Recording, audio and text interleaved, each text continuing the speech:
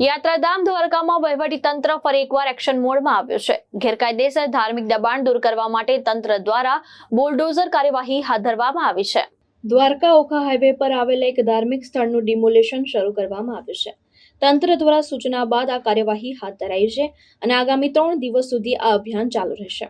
તંત્રનું કહેવું છે કે યાત્રાધામ દ્વારકામાં રસ્તા અને જાહેર જગ્યા પર ઊભા કરવામાં આવેલા ગેરકાયદેસર ધાર્મિક દબાણોને દૂર કરવાની કાર્યવાહી કરવામાં આવી રહી છે।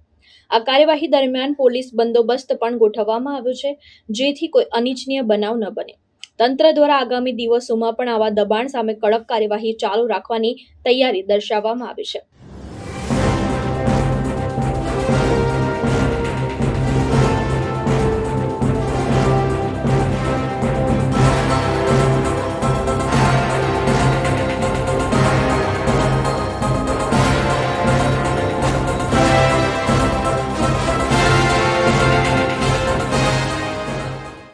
ધર્મેન્દ્ર ઉપાધ્યાય, દ્રષ્ટિકોણ ન્યૂઝ, દ્વારકા।